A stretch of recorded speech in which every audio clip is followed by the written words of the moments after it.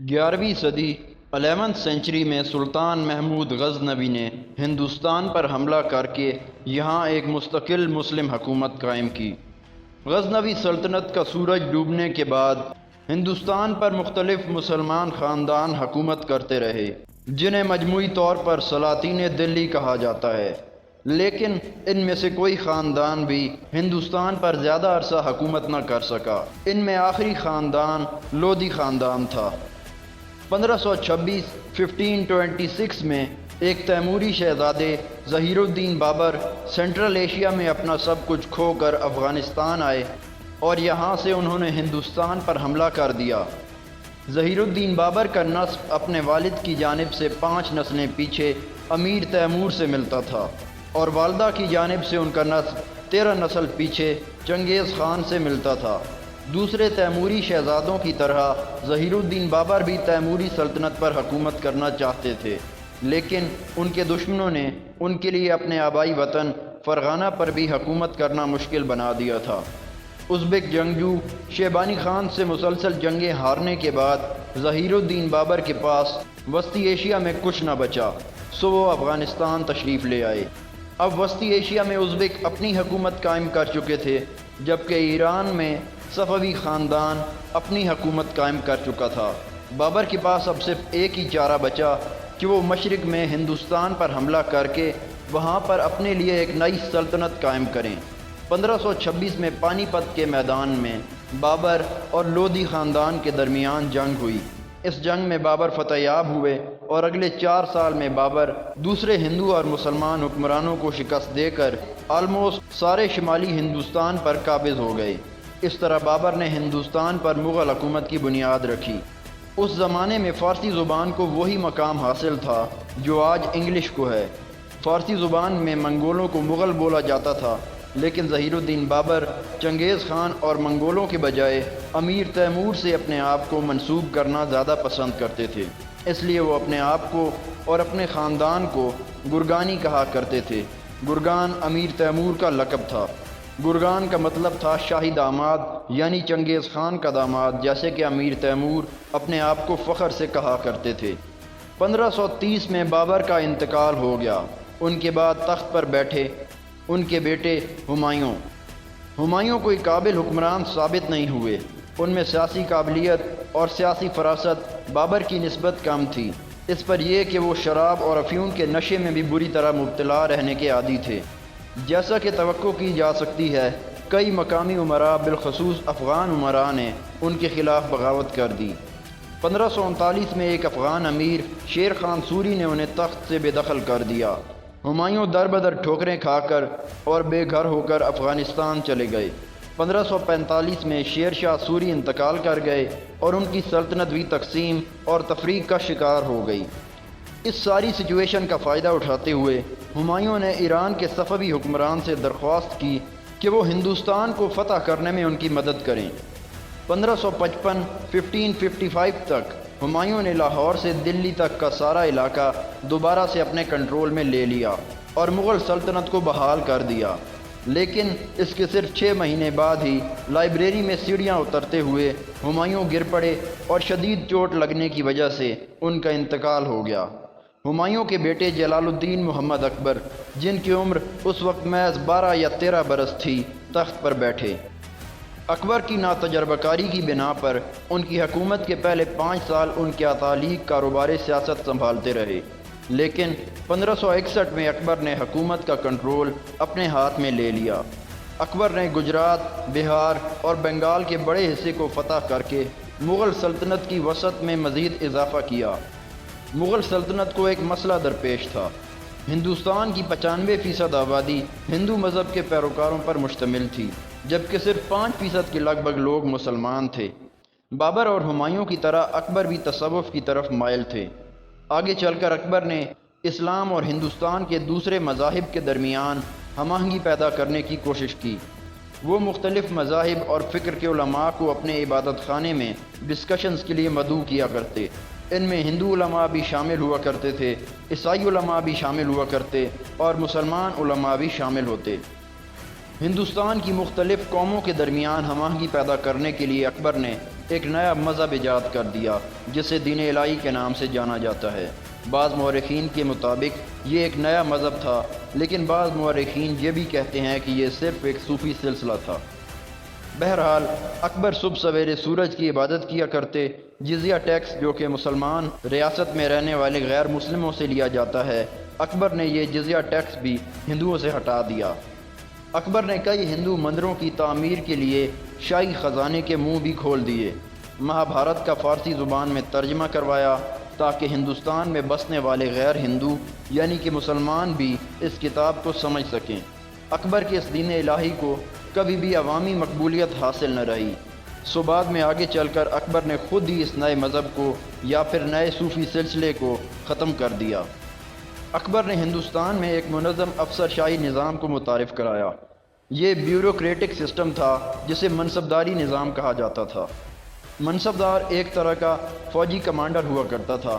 اس کا کام تھا کہ جب بادشاہ سلامت جنگ کے لیے نکلنا چاہیں تو یہ منصبدار اپنی فوج بادشاہ سلامت کو مہیا کرے گا۔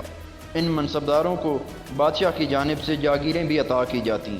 منصبدار اس جاگیر سے وصول ہونے والے ٹیکس کو بروئے کار لاتے ہوئے فوج میں بھرتیاں کرتے، اور جب بادشاہ سلامت جنگ کے سفر پر نکلنے لگتے تو یہ منصبدار اپنی فوج لے کر بادشاہ کی خدمت میں حاضر ہو جاتے۔ ان منصبداروں کے مختلف رینکس وغیرہ ہوتے تھے اور انہی رینکس کے مطابق ان کو جاگیر عطا کی جاتی۔ یہ منصبدار بادشاہ خود اپوائنٹ کرتے۔ ان منصبداروں کو لمبے عرصے کے لیے ایک ہی جگہ پر اپوائنٹ نہ کیا جاتا، بلکہ ان کو مختلف علاقوں میں بھیجا جاتا تاکہ یہ کسی ایک جگہ پر لمبے عرصے تک رہ کر اپنے خود کی سیاسی طاقت نہ جمع کر سکیں اور بادشاہ کے لیے درد سر نہ بن سکیں۔ منصبداری نظام کے دروازے ہندوستان میں بسنے والے تمام مذاہب سے تعلق رکھنے والے افراد کے لیے کھلے تھے۔ ہندو کیا، مسلمان کیا، مغل کیا، راجپوت کیا، سبھی منصبدار بننے کے اہل تھے۔ شرط صرف ایک تھی، بادشاہ کے ساتھ وفاداری۔ اکبر اعظم کی ان اصلاحات نے ہندوستان میں مغل سلطنت کی بنیادوں کو مضبوط بنا دیا۔ 1605 میں اکبر کی وفات کے بعد ان کے بیٹے نور الدین محمد جہانگیر تخت پر بیٹھے۔ جہانگیر نے ہندوستان کے اندر مزید فتوحات کرنے کی کوشش کی، بلکہ انہوں نے تو وسط ایشیا کو بھی فتح کرنے کی کوشش کی، لیکن مغل سلطنت اب اپنی قدرتی حدود تک، اپنی پیک تک پہنچ چکی تھی۔ سو جہانگیر کو اپنے منصوبوں کو عملی جامہ پہنانے میں کوئی خاطر خواہ کامیابی نہ مل سکی۔ اسی دور میں پنجاب میں سکھ مذہب پولیٹیسائز ہونا شروع ہوا۔ جہانگیر نے اس نئی تحریک کو کچلنے کی بھرپور کوشش کی۔ انہوں نے ایک سکھ گرو کو قتل تک کروا دیا۔ 1616 میں جہانگیر نے جنوبی ہندوستان کے علاقے احمد نگر پر قبضہ کر لیا، لیکن وہاں کے ایک جرنیل ملک امبر نے جہانگیر کے خلاف گوریلا جنگ کا آغاز کر دیا۔ یہیں سے مغلوں کے خلاف دکن ریزسٹنس کا آغاز ہوا، جو آگے آنے والے تمام حکمرانوں کے لیے پریشانی کا باعث بنی رہی۔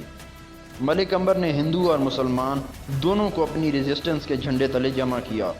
ان کی فوج کے چیف آف سٹاف ایک مراٹھا جنرل شاہ جی بھوسلے تھے۔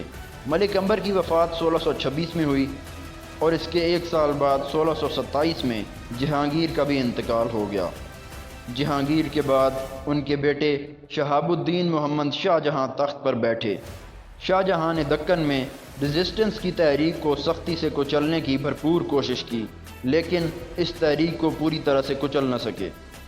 شاہ جہاں نے 1646 میں اپنی آبائی تیموری سلطنت کو فتح کرنے کے لیے ایک لشکر ماوراء نہر بھیجا، لیکن یہاں پر بھی کوئی خاص کامیابی نہ مل سکی۔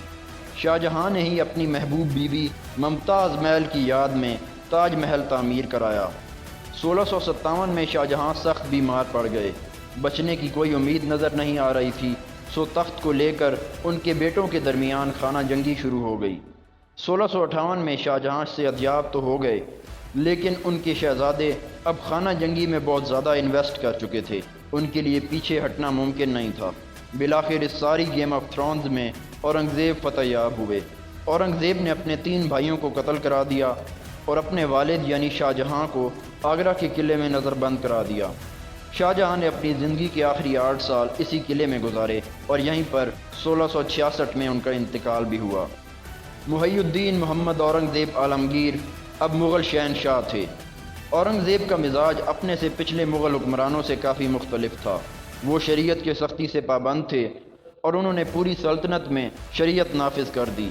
ہندوؤں کو لے کر اکبر کے زمانے سے جو نرم دل سیکولر پالیسیاں جاری تھیں، اورنگزیب نے ان میں سے کئی پالیسیوں کو ختم کر دیا۔ اورنگزیب ہی کے دور میں انہی کے حکم پر فتاوی عالمگیریہ نام کی فقہ کی عظیم کتاب مرتب کی گئی، لیکن اس سب کے باوجود اورنگزیب اپنے درباریوں کا انتخاب مذہب اور قوم کی تفریق سے بالاتر ہو کر میرٹ کی بنیاد پر کرتے۔ پہلے کے مغل حکمرانوں کی نسبت اورنگزیب کے دربار میں سب سے زیادہ ہندو درباری تھے۔ اورنگزیب نے کئی ہندو مندر تعمیر کروائے، لیکن کئی ہندو مندروں کو نیست و نابود بھی کروایا۔ اکبر کی طرح اورنگزیب بھی فتوحات کا شوق رکھتے تھے۔ اپنی زندگی کا بیشتر حصہ انہوں نے فوجی مہمات میں گزارا۔ جنوبی ہندوستان کے ایک بڑے رقبے کو مغل سلطنت کا حصہ بنایا، لیکن یہاں پر ایک مسئلہ نمودار ہو گیا۔ اب مغل سلطنت بہت زیادہ وسیع ہو چکی تھی۔ اتنی بڑی سلطنت کو کنٹرول کرنا بھی خاصا مشکل تھا۔ دکن میں مغلوں کے خلاف ریزسٹنس کی تحریک نے مزید شعلے پکڑ لیے۔ ادھر پنجاب میں بھی سکھ تحریک نے ریاستی جبر کے خلاف ہتھیار اٹھا لیے تھے۔ جنوبی ہندوستان میں چھترپتی شیواجی بھوسلے نے مراٹھا سلطنت کی بنیاد رکھ دی۔ شیواجی بھوسلے ملک امبر کے جرنیل شاہ جی بھوسلے کے بیٹے تھے۔ اورنگزیب کا خاصا وقت ان بغاوتوں کو کچلنے میں لگ جاتا۔ دوسری جانب منصبدار جن کا کام فوج مہیا کرنا تھا، وہ بھی اس روز روز کی جنگوں سے تنگ آ چکے تھے۔ 1707 میں اورنگزیب کی وفات کے بعد ان کے بیٹوں میں خانہ جنگی شروع ہو گئی۔ یہ خانہ جنگی اورنگزیب کے 2 بیٹوں اور 3 پوتوں کو کھا گئی۔ بالآخر اورنگزیب کے سب سے بڑے بیٹے بہادر شاہ 64 سال کی عمر میں تخت نشین ہوئے۔ اورنگزیب نے ہندوؤں کو لے کر جو امتیازی پالیسیاں بنائی تھیں، بہادر شاہ نے ان میں سے کئی پالیسیوں کو ختم کر دیا۔ 1712 میں بہادر شاہ کی وفات کے بعد پھر سے خانہ جنگی شروع ہو گئی۔ اگلے 8 سال تک یہ خانہ جنگی جاری رہی۔ آخر 1720 میں محمد شاہ رنگیلا حکمران بنے۔ ان کا دور حکومت کافی سٹیبل رہا، لیکن پھر 1739 میں ایران سے نادر شاہ درانی نے ہندوستان پر حملہ کر دیا اور خوب لوٹ مار مچائی۔ نادر شاہ کے حملے کے نتیجے میں مغلوں کی عسکری طاقت کا مکمل طور پر صفایا ہو گیا۔ نادر شاہ درانی تو حملہ کر کے اور لوٹ مار مچا کر چلے گئے، لیکن اس سب کا فائدہ ہوا مراٹھا ریاست کو، جو اب تقریباً سارے جنوبی ہندوستان میں پھیل چکی تھی۔ اب ان کا اگلا ہدف تھا دلی۔ مغل سلطنت کے زوال کے بعد ہندوستان میں پیدا ہونے والی انارکی کا فائدہ افغانوں نے بھی اٹھایا۔ افغان حکمران احمد شاہ ابدالی نے 3 دفعہ ہندوستان پر حملہ کیا، 1748 میں، پھر 1757 میں اور پھر 1760 میں۔ دلی پر یعنی کہ مغل سلطنت کے دارالحکومت پر بھی مراٹھوں کا قبضہ ہو چکا تھا۔ مغلوں کی حکومت اب صرف شاہی قلعے تک ہی محدود رہ چکی تھی۔ 1760 میں احمد شاہ ابدالی نے دلی پر حملہ کیا اور مراٹھوں کو بری طرح شکست دی۔